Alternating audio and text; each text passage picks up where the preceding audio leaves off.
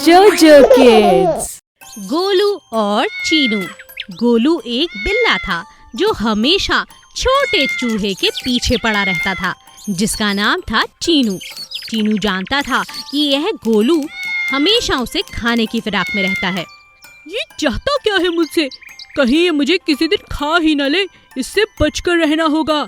इसे तो मैं कभी नहीं छोड़ूंगा। ये तो बहुत स्वादिष्ट चूहा है, कितना प्यारा है। आज तो इसका पीछा करना ही है, कुछ भी हो जाए। गोलू लगातार चीनू का पीछा करता रहा। भागो भागो भागो!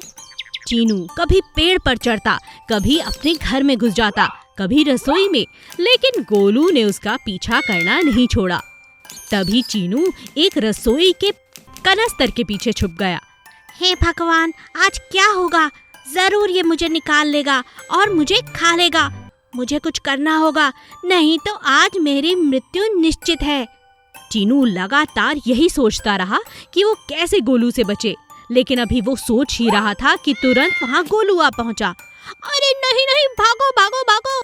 चीनू फिर से दौड़ने लगा। दौड़ते दौड़ते अब वो एक बड़े से कमरे में जा पहुँचा। वहाँ भी गोलू आ गया। अब क्या करूं? आज तो इससे बचना बहुत मुश्किल है। चीनू भागता रहा।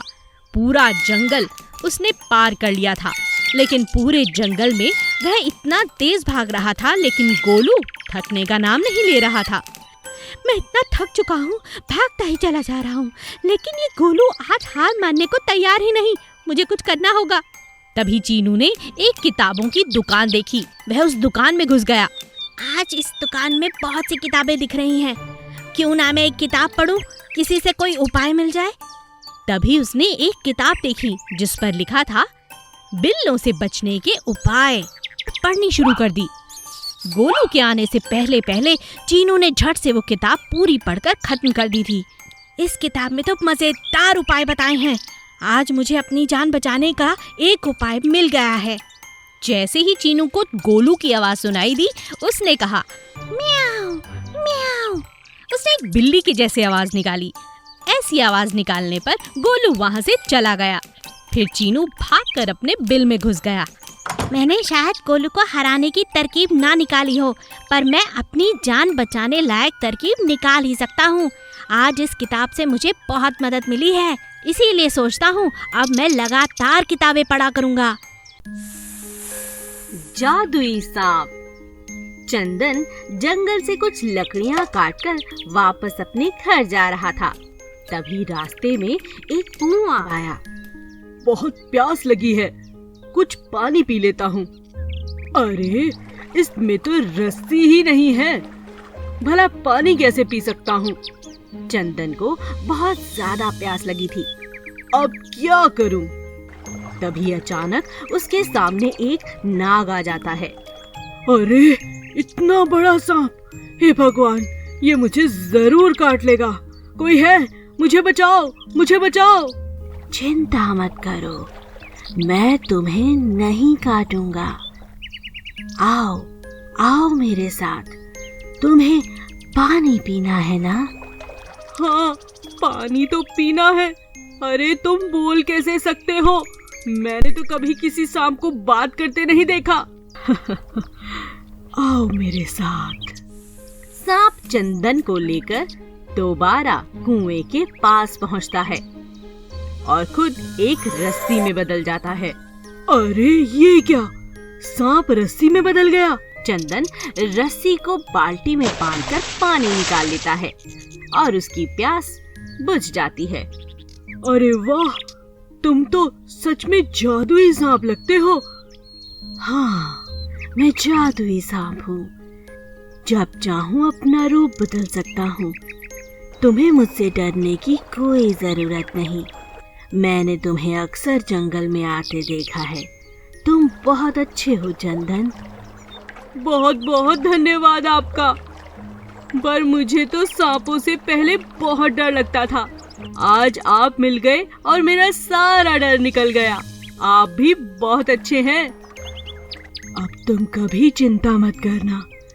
जब भी लकड़ियां काटने जंगल आओ और तुम्हें प्यास लगे, मुझे याद करना। मैं तुम्हें पानी जरूर पिलाऊंगा। बिल्कुल, अब तो हम दोनों दोस्त की तरह हैं। आपने मेरी बहुत मदद की है, मैं आपको कभी नहीं भूलूंगा। आपका बहुत बहुत धन्यवाद जादुई सांप जी। मैं चलता हूँ, कल फिर मिलेंगे।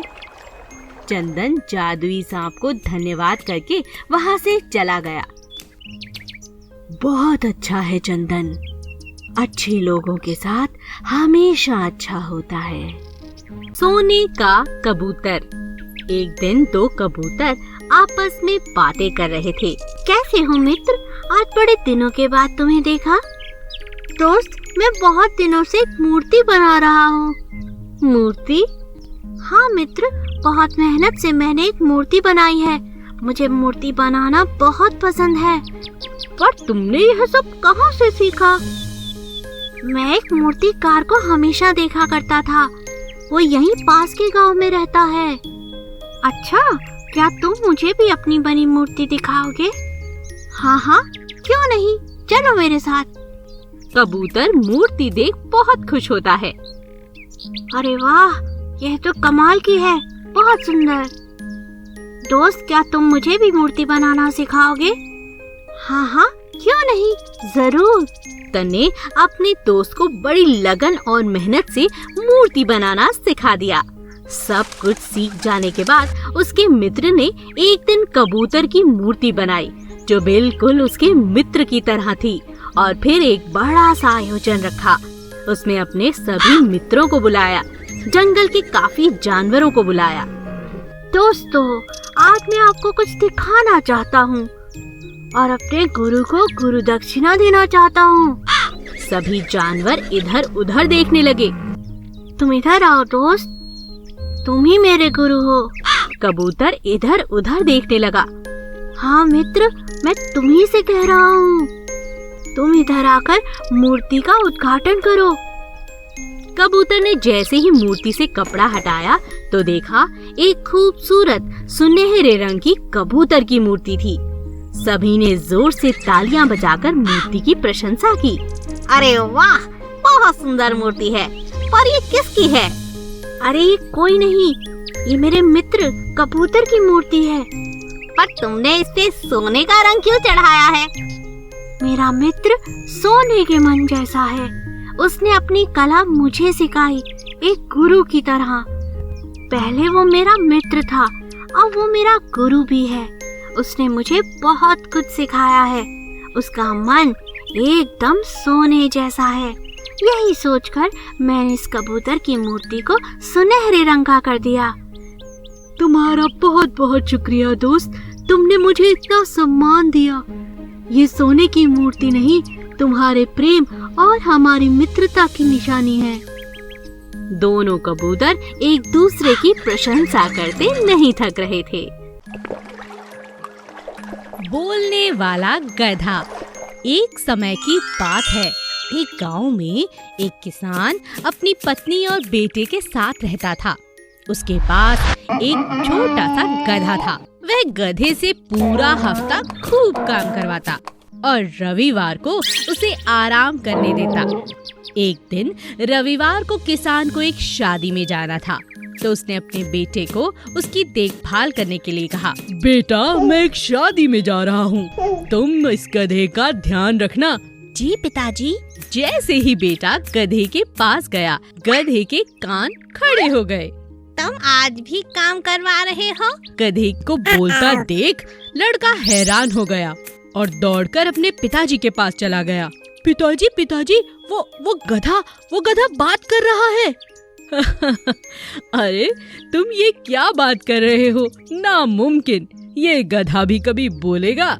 इसी बीच किसान की पत्नी वहाँ आ गई। उसने कहा, ये सब क्या कह रहे हो? मुझे तो विश्वास ही नहीं होता। भला एक जानवर कैसे बोल सकता है? वहीं पास में एक पेड़ के पास बैठी बिल्ली ये सब सुन रही थी। तभी बिल्ली ने तीनों की बात सुनकर कहा, इसमें इतना हैरान होने वाली क्या बात है? कई जानवर होते हैं जो बोलते हैं, मगर उन्हें सुनने के लिए समझदार व्यक्तियों की जरूरत होती है। और गधे का क्या? इस शहर में आज ही एक बोलने वाला गधा घूम रहा था। कहीं ये वही तो नहीं? और मुझे तो लगता है आप तीनों बड़े ही समझदार हो। शायद मैं जो कह रही हूँ आप समझ पा रहे हो। बिल्ली की बातें सुन माता, पिता और लड़का तीनों बहुत हैरान हो गए। उन्होंने ऐसा कभी नहीं देखा था। मालती, कहीं ये बिल्ली सच तो नहीं कह रही?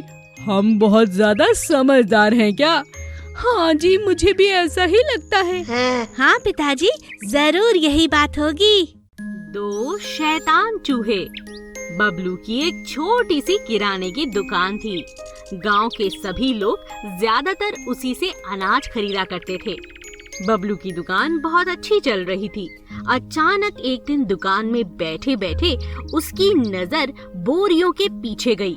उसने देखा 2 बड़े बड़े चूहे एक के पीछे दूसरा भाग रहा है। अरे ये क्या, इतने बड़े बड़े चूहे मेरी दुकान में क्या कर रहे हैं? भाई मेरा तो बड़ा नुकसान हो जाएगा। मैं इन चूहों को आज ही भगा देता हूँ, कहीं मेरा अनाज तहस नहस न कर दें। बबलू अंदर जाकर दुकान में देखता है कि जगह जगह अनाज की बोरियां फटी पड़ी हैं और उनमें से अनाज गिर रहा है। हे भगवान, ये सब कब हुआ? इतना सारा नुकसान कर दिया इन चूहों ने। मुझे कुछ करना होगा। जल्दबाजी में बबलू ने एक डंडा उठाया और दोनों चूहों के पीछे दौड़ लगाने लगा, मगर इस बात का कोई असर नहीं हुआ। थक हार कर बबलू अपनी जगह पर आकर बैठ गया। हे भगवान, ये क्या अनर्थ हो गया? मेरी दुकान में इतने बड़े बड़े चूहे। अरे ग्राहक देखेंगे तो मेरे यहाँ से सामान लेना भी बंद कर देंगे। मुझे कुछ करना होगा। भला इन चूहों को मैं कैसे पकड़ूं? तभी बबलू की दुकान पर एक ग्राहक आता है। क्या बात है भाई साहब, आप बहुत परेशान लग रहे हैं। और कुछ नहीं, बताइए, हो सकता है मैं आपकी कुछ मदद कर सकूं। अरे भाई, किसी को कहना मत। 2 बड़े बड़े चूहे मेरी दुकान में घुस गए हैं। अब तुम ही बताओ, इन चूहों को यहाँ कैसे रहने दूं? आज मैं घर कैसे जा सकता हूँ? मुझे समझ नहीं आ रहा, इन चूहों को दुकान से कैसे बाहर निकालूं? इन शैतान चूहों ने मेरी दुकान की हालत खराब कर दी है। अरे भाई साहब, परेशान मत होइए, मैं आपको एक तरकीब बताता हूँ। तरकीब? कैसी तरकीब? चूहों को बड़े बड़े मोतीचूर के लड्डू बहुत पसंद हैं। आप अगर इन्हें रोज एक मोतीचूर का लड्डू देंगे तो ये केवल उसे ही खाएंगे और आपके अनाज की रक्षा भी करेंगे। क्या कह रहे हो दोस्त? मैं बिल्कुल ठीक कह रहा हूँ। बबलू ने ठीक वैसा ही किया। उसने एक बड़ा सा मोतीचूर का लड्डू चूहों के लिए रख दिया और उन्हें कहा, अरे तुम जो भी हो, ऐसे ही लड्डू रोज रखूंगा। मेरे अनाज की रक्षा करना और जी भरकर लड्डू खाना। ऐसा कहते ही दोनों चूहे आकर लड्डू खाने लगे और एक चूहे ने बबलू से कहा, आपका शुक्रिया। आज के बाद आपकी बोरियों को कोई हाथ नहीं लगा सकता। हम आपकी दुकान की रखवाली करेंगे। हमारे होते हुए आपकी दुकान में कोई नुकसान नहीं होगा। और इस तरह बबलू और चूहों में दोस्ती हो गई। Please subscribe.